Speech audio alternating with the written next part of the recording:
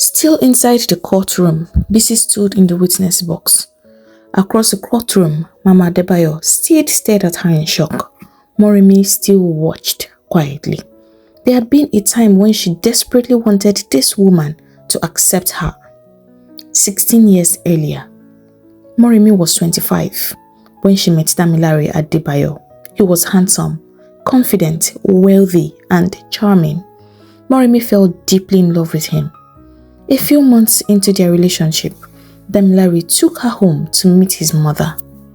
"You're nervous," he teased. "No, I'm not." "Yes, you are.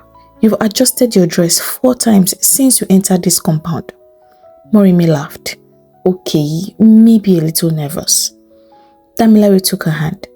"My mother does not bite. You will love her, and I'm sure she will love you too." They entered the sitting room and Mama Adebayo embraced her son warmly. Damilare introduced Moremi. "Mama, this is Moremi, my fiancé." Moremi smiled. "Good afternoon, ma." Mama Adebayo looked her over. "Afternoon. I've heard so much about you, ma," the eager to impress Moremi said. The woman looked at her like she was some alien. "I wish I could say the same about you." They sat down and Mama turned to Moremi. "So, Moremi, what does your father do?" Moremi smiled proudly. "My father is late now, but he used to be a stockbroker." "And your mother?" She answered again. "So where are you people from?" Moremi told her. "What did you study?" "Architecture, ma." "Do you work?" "Yes, ma." "At least. That one is good." Damilare shifted in his seat uncomfortably. "Mommy, are you interviewing her?" "I'm getting to know the woman my son brought into my house." "But mommy, you can do that without making her feel uncomfortable."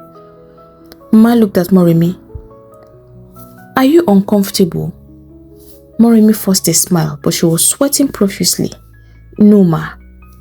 "You see, she's very comfortable," Mama said. By the time they left, Moremi already knew for sure that Mama Adebayo did not like her. Later that evening, Mama called Damilare to her room. "You cannot marry that girl." Damilare stared at her. "Mommy, you heard me. What exactly is wrong with Moremi? What is right with her?" Mommy asked. Damilare laughed in disbelief. "She's intelligent, Mommy, educated, from a respectable family, and I love her." "Love?" Mama waved away the word. "Marriage is bigger than love, Damilare. You already know the woman I want you to marry." Damilare sighed. "Oh, not this again. Lola comes from a good family, Damilare. Her father and your father have done business together for years. Their family has influence. She understands our world." "And you think Moremi doesn't?" "You will not marry her, and that is final." Damilare shook his head. "I am not a child anymore, Mommy. I did not bring her here to ask for your permission. I am marrying Moremi no matter what you say." Mama's face hardened. "If you marry that girl against my wishes, do not expect me to celebrate it or show up at your wedding." Damilare turned towards the door. "Then you have to live with my decision, Mommy." And he walked away. Moremi later told her best friend Kemi everything. Kemi shook her head. "Leave him, Moremi." Moremi stared at her surprised. "What? You heard me. Leave that man alone." "Kemi, I don't understand. I should leave him because his mother doesn't like me?" "Yes." Moremi laughed. "You cannot be serious. Kemi, I'm marrying Damilare, not his mother." Kemi shook her head. "That is what women say before marriage." "Kemi, I'm telling you the fact, Moremi. Marriage is already difficult enough without entering a family where your mother-in-law already hates you. She doesn't hate me yet. She questioned you like you were applying for a bank loan or worse, an American visa." Moremi laughed. "Maybe she's just protective of him." "Moremi, I know how these things work with these rich people, with you rich people. That woman already has a wife selected for her son, and you are standing between her and what she wants. But Damilare chose me. Kemi leaned closer. I'm not saying Damilare is a bad man. I'm saying you should think about this carefully. But I've thought about it. Moremi cut in, smiling. Damilare and I love each other and we are getting married. Kemi studied her. And you also love the name, isn't it? Moremi frowned. What is that supposed to mean? You know exactly what it means. You love Damilare, yes. But don't pretend becoming Mrs. Damilare Adebayo doesn't excite you. Moremi looked away. She could not deny it. The Adebayo name carried wealth, influence, and prestige. But she also loved Damilare. Kemi sighed. I hope that you know what you are doing, Mo. Moremi smiled. I do. Damilare assured her that his love was enough for them, and so they got married. It was a grand society wedding attended by politicians, business leaders, and some of the most influential people in the country. And true to her words, Mama Adebayo did not attend. Mama Adebayo was furious. Damilare had scattered her plans. She had promised Lola's mother that one of her sons would marry Lola. She did not want to look like a liar and still wanted the alliance with the Akinjides. So she pushed Folarin to Lola instead. Folarin had always found it difficult to oppose his mother. He agreed to marry Lola. But even at that, Mama Adebayo still despised Moremi. About a year later, Moremi became pregnant. The couple were overjoyed. But the pregnancy was difficult from the very beginning. Moremi became weak and spent much of the pregnancy in and out of hospital. During delivery, complications forced the doctors to perform an emergency cesarean section. Moremi nearly lost her life, but thankfully, both mother and baby survived. But then the doctor warned them that Moremi had suffered severe complications during childbirth, and other pregnancy could put her life at serious risk. She was advised not to conceive again. The news broke their hearts, Moremi especially, but Damilare made accepting it easier. He assured her that they would be fine. Damilare himself named their daughter Oluwa Darasimi. It means the Lord has been good to me. Mama Adebayo was furious that Moremi had given birth to a girl. When she finally came to visit, she entered the room and looked around like the baby was invisible. I heard you had a baby girl. Where is the thing? Moremi stared at her in shock. What thing? Mama ignored her. The baby. Moremi's eyes filled with tears.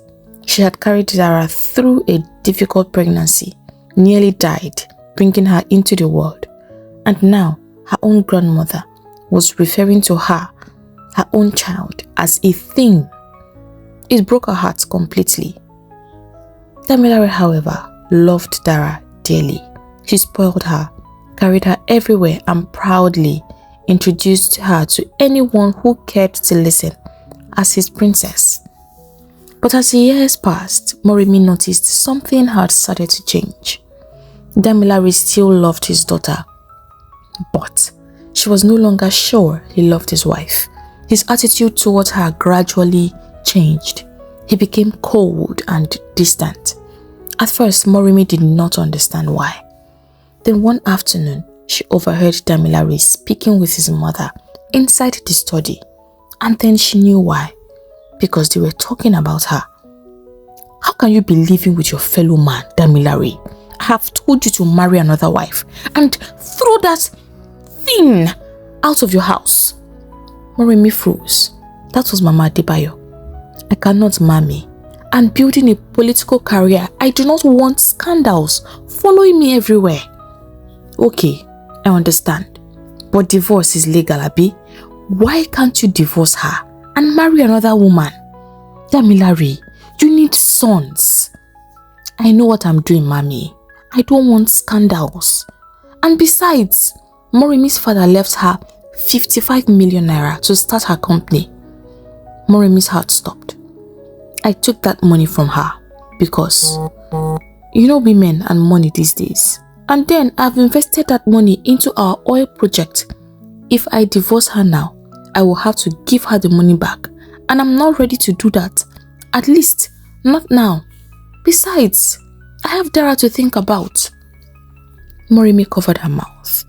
She could hardly believe what she was hearing. Her husband was not staying because he loved her. He was staying because of a political career and her money. Moremi quietly walked away before either of them could discover her.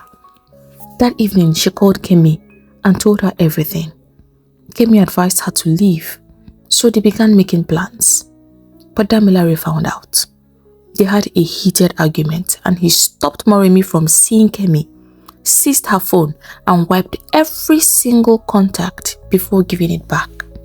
He made her quit her job, threatened to take Dara away from her if she tried to leave. She knew what her husband was capable of, so she stayed and slowly began to lose touch of the outside world. But did that finally satisfy Mama Adebayo? No. In fact, Mama Adebayo never missed an opportunity to humiliate Moremi publicly. At family gatherings, she talked down to her openly and made sure everyone knew she considered her a failure. At one family function, Moremi arrived dressed elegantly as usual.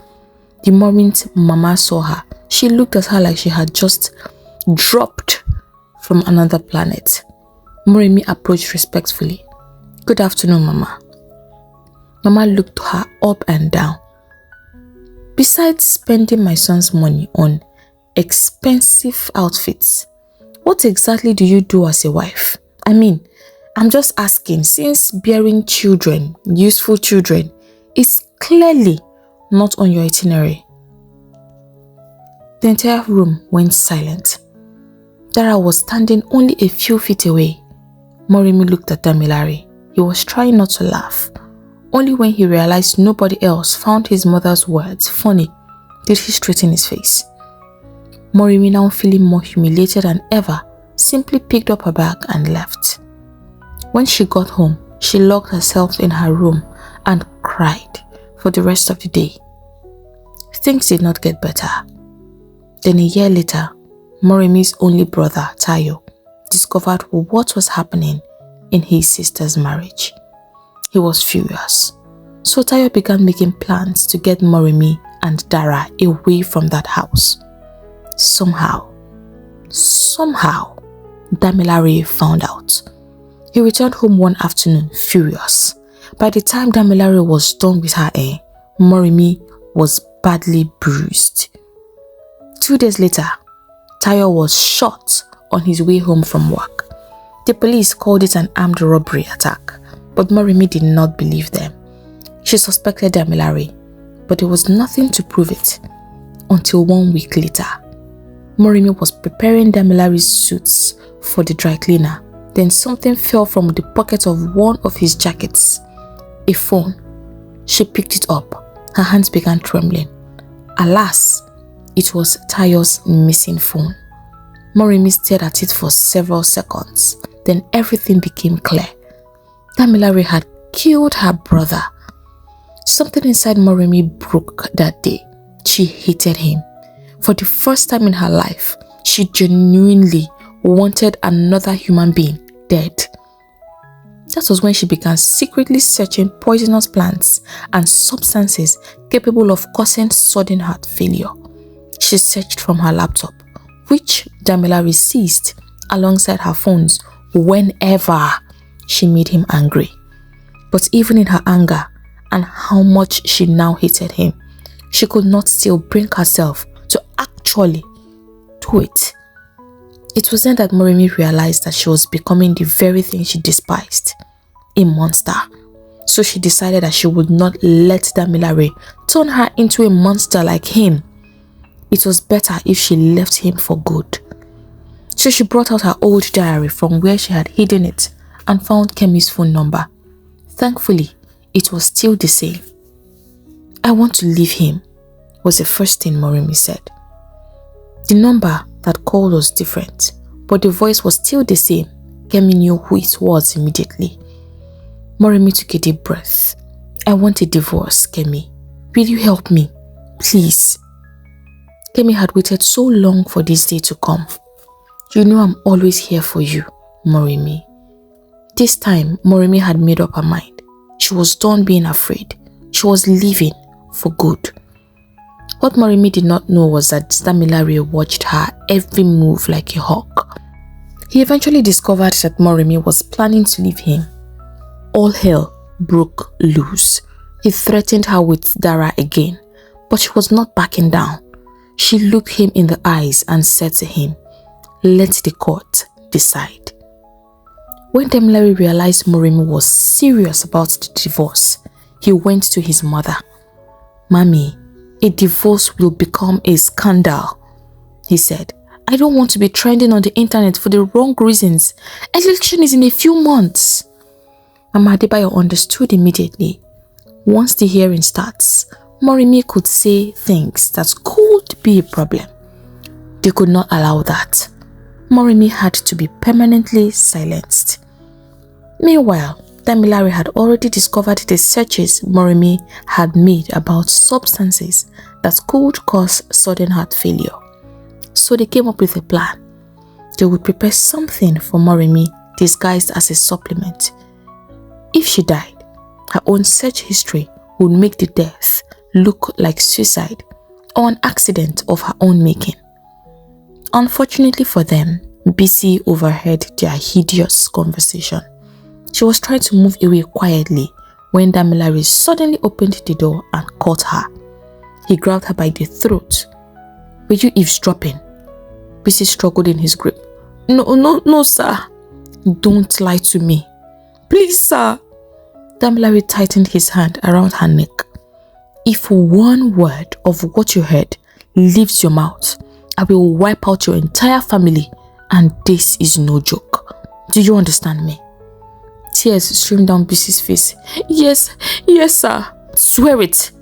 "I swear, sir. I will not tell anybody." Damilare released her and Bisi stumbled backwards, coughing. "Get out." She ran so fast like one who had seen a ghost.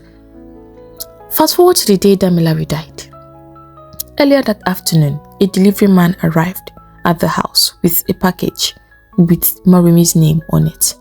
It was supposed to have been delivered to Damilare's office, but the sender had mistakenly put the house address instead.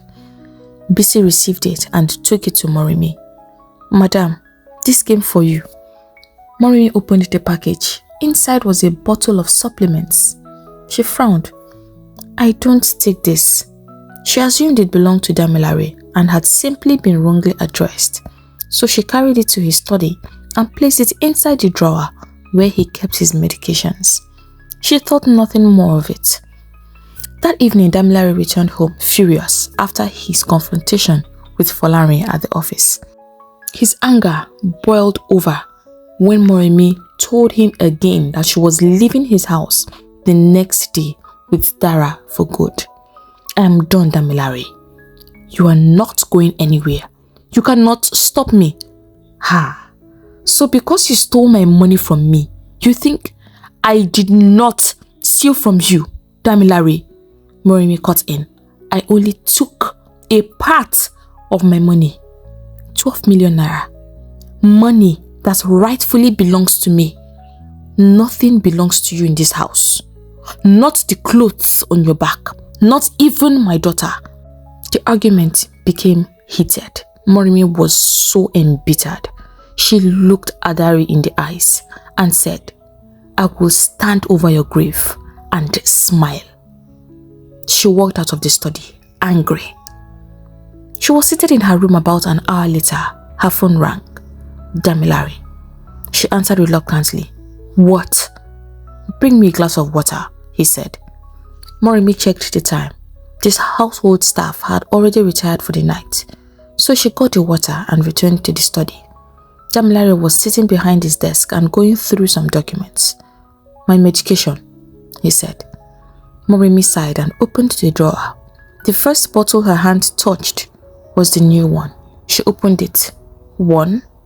Damilare nodded. She placed the tablet in his hand and he swallowed it with the water. It took a few seconds to kick in. Damilare suddenly grabbed his chest. His breathing became difficult. Sweat appeared on his forehead. Damilare! His eyes fell on the bottle sitting on the table. They widened. He grabbed Morimi's wrist. Not mine. What? What are you saying? He struggled for air. Not mine. What are you talking about?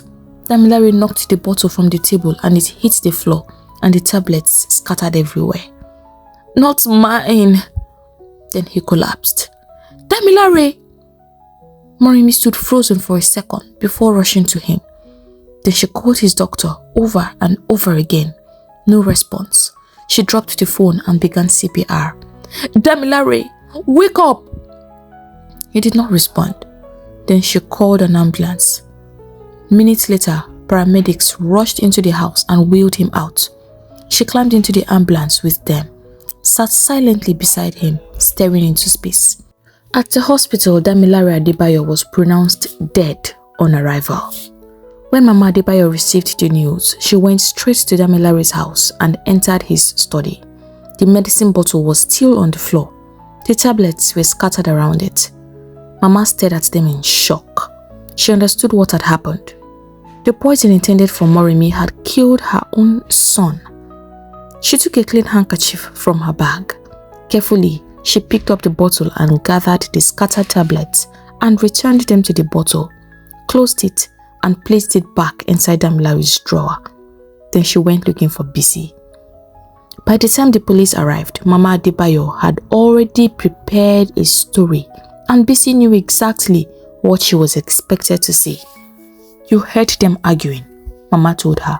You saw Morimi inside the study, and if they ask anything else, you answer only what I have told you. Is that understood? Bisi nodded in fear. Yes, ma. Good. So when the police questioned her, Bisi repeated Mama Adebayo's story. As far as Mama Adebayo was concerned, Morimi will never go free. But Mama Adebayo did not stop there. She knew Bisi was dangerous. The girl knew too much, so she decided to tie up the loose end. She hired someone to take care of her, and so Bisi was abducted on the day of Damilare's funeral. But Mama had made one mistake. The man she hired knew Bisi. She was his maternal cousin. When he finally saw her face, he could not believe it. Bisi, is it really you? She stared at him in terror. Brother Tosi. He stood there for a long time, battling with his conscience. He could not do it. So he released her. You need to disappear, Bisi. If Mama knows that you are alive, both of us are dead.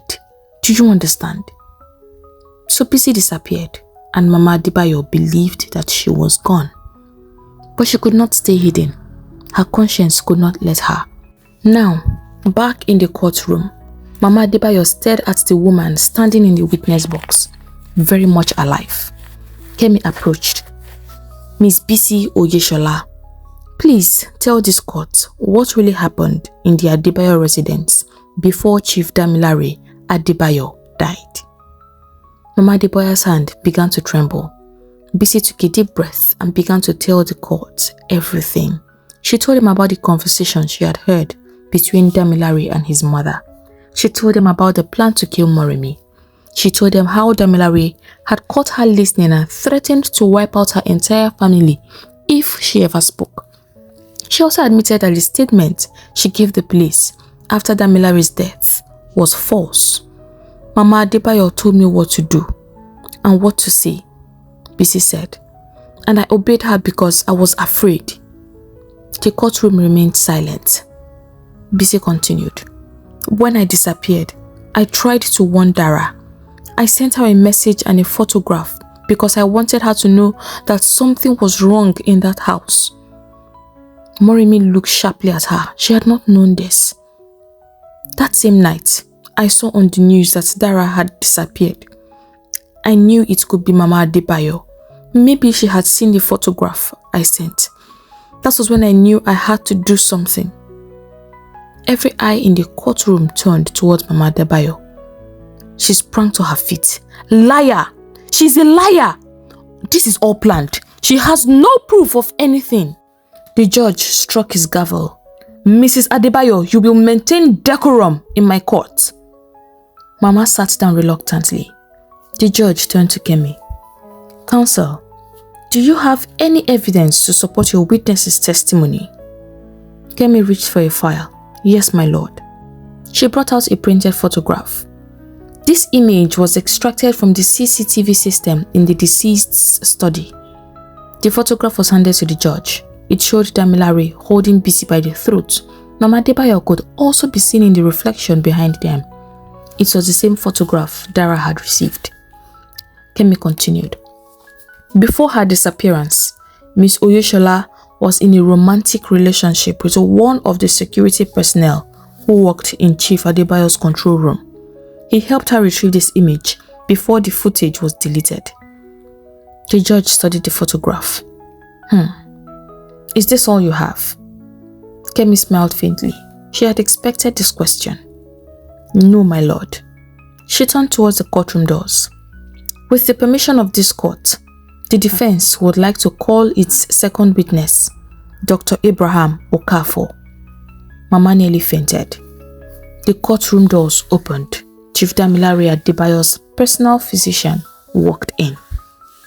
Dr. Okafor entered the witness box and took the oaths. Kemi approached him. Doctor, did you prepare the substance that was eventually found in Chief Adebayo's body? Dr. Okafor hesitated. Then he nodded.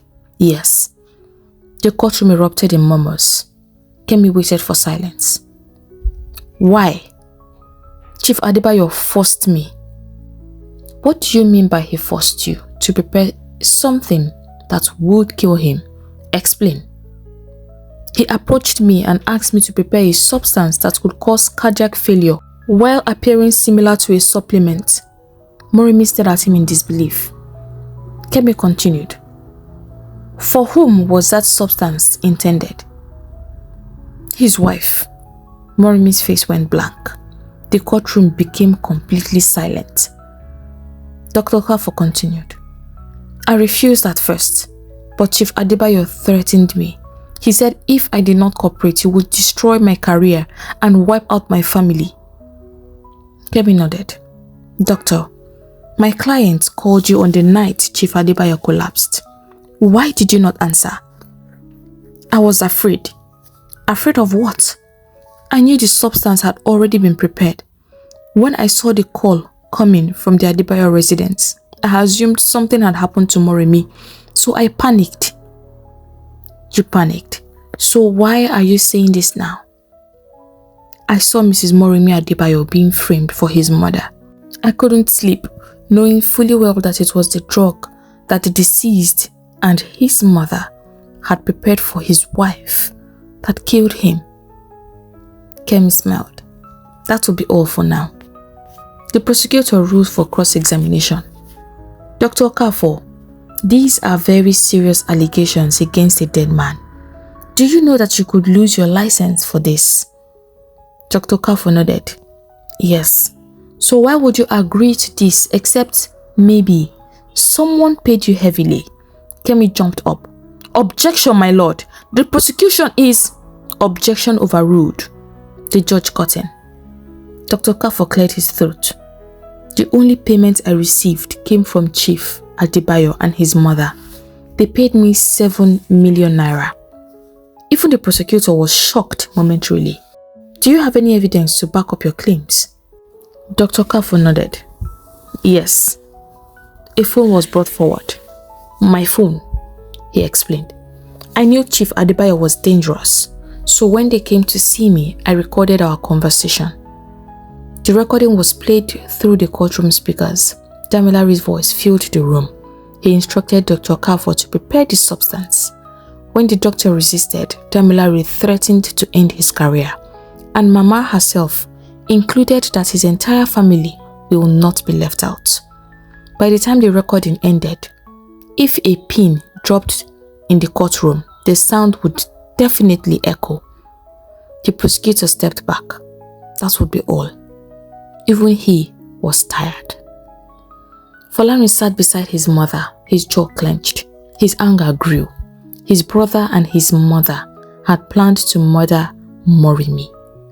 How had his family become this? Kemi rose again. My lord, the defense requests permission to call one final witness. The judge nodded. Proceed. Kemi cleared her throat.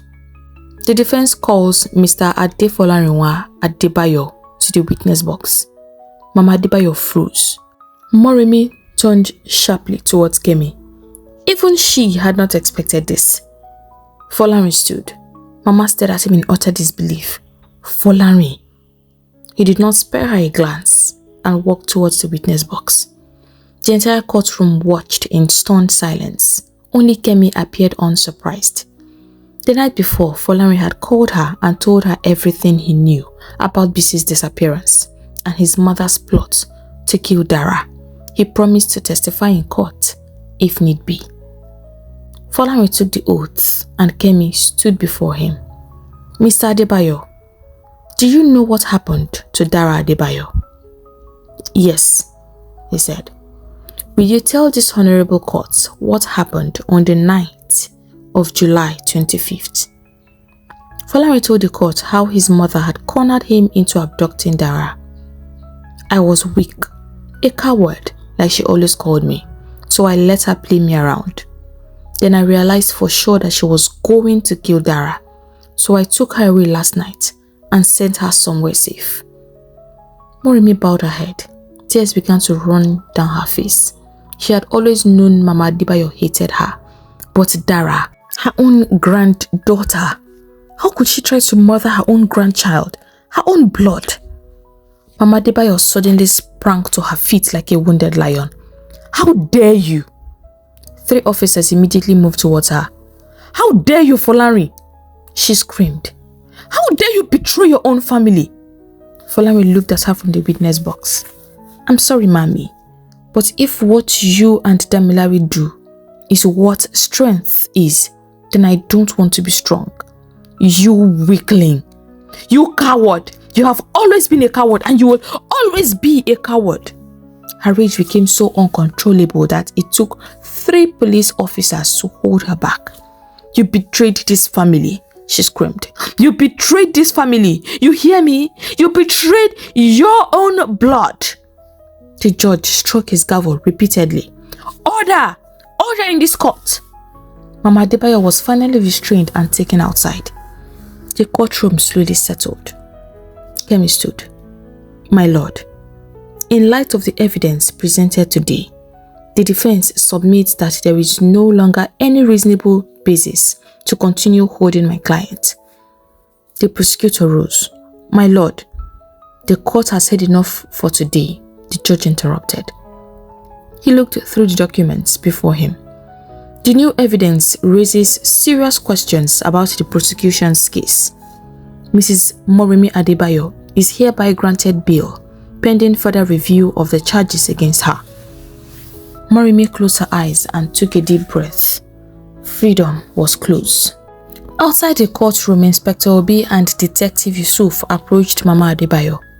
Mrs. Fumilayo Adebayo, you are under arrest. Mama stared at them. For what? For conspiracy, kidnapping, attempted murder, witness intimidation, and obstruction of justice. Mama laughed bitterly. This is nonsense. The officers moved towards her. She turned and sighted Morimi coming out without handcuffs. Anger grew again. You think you've won, Abby? Morimi looked at her calmly. The prison cell will really suit you, Mommy. You can have my room now. Mama shouted and thrashed as the officers led her away. The journalists clicked away, taking beautiful headline-worthy pictures. Dara returned from Calabar the following day. She could not wait to see her mother. After watching and hearing on television, she finally understood why her mother looked so happy on the day her father was buried. Morimi was standing outside the police station with Kemi when Folarin's car drove into the police station with Dara. The moment Dara stepped out of the vehicle and saw her mother, she ran. "Mommy!" Morimi rushed towards her. Dara threw herself into her arms. Morimi held her tightly. The tears she had refused to shed at the funeral, during her arrest and inside prison, finally came. "Mommy, I thought I would never see you again." Morimi kissed her forehead repeatedly. "You are safe now, my child. I was so scared, but Uncle Fola saved me." Morimi looked at Fola, who stood a few feet back. "Thank you so much, Fola. I really appreciate this." He smiled and nodded briefly, then entered his car and drove away. 2 weeks later was the final hearing. Mama Adebayo was found guilty of conspiracy, kidnapping, 3 counts of attempted murder, obstruction of justice, and witness intimidation. And for all these charges, she got a total of 75 years in prison. The courtroom went wild. Mama stood there, emotionless, blank. Morimi was cleared of all charges, and as for Folarin, he was to pay a fine of 300,000 naira and do community service for 2 weeks. That was fair. Tosin, the man Mama hired, was never found. As soon as he saw BC on TV, he took the first bus to Ghana, where he would never be found. A few days after the hearing, Morimi decided to visit Mama Adebayo just so she could get closure. Mama sat across from her with the same pride she had carried all her life. "You came to gloat, isn't it?" Morimi shook her head. "No." "Then why are you here?" "To tell you goodbye. This is probably the last time we will ever see each other." Mama scoffed. "You entered my family and destroyed everything." Morimi looked at her. Mommy. You destroyed your family with your own hands. You killed your son. Folarin wants nothing to do with you now, and Dara is terrified of you." Morimi leaned closer. "Can you see who the agent of destruction truly is now?" Mama's face twisted with anger. "You will never be an Adebayo." Morimi stood up, walked to the door, turned, and then smiled. "Thank God." Then she walked out of the police station. Finally, totally, absolutely, entirely free. The end.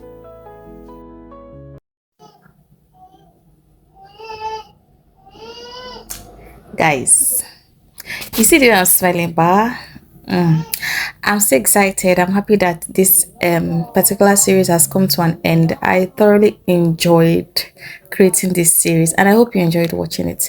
Meanwhile, I'm so happy and I'm so excited with the way the things turned out in this episode. And I'm like thinking, what if I create another plot twist? What if Anansi, okay, Morimi killed her husband actually, and say, let's say the doctor knew about the plan, and then he calls her and says, "See what is going on, see what your husband is planning to do to you," and he intentionally sent that package to the house instead of to Damilare's office. And then we say that she intentionally chose that particular medication when he requested that she gave him his medication because she knew he was going to die. What if we do that? But then I don't want to complicate things for myself, and I don't want the story to become too long. So let's stop here. My head.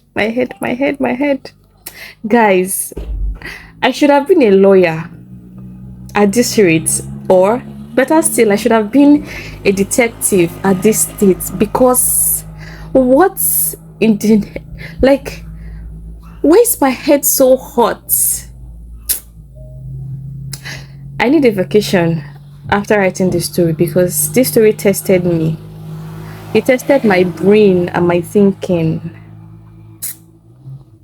Let's just end it here. Let's stop here. I'm happy with the way things turned out. I'm happy with the way things ended, and I hope you guys enjoyed it too. For this episode, I will be doing a special shout out. It's been a long time since I did that. But I will do a special shout out to Soriaz. Thank you so much for being so intentional about me and about my channel. I love you so much. Thank you. And I love every single one of you. Thank you for always supporting me. I'll see you all in my next story, hopefully. Thank you for watching. Bye.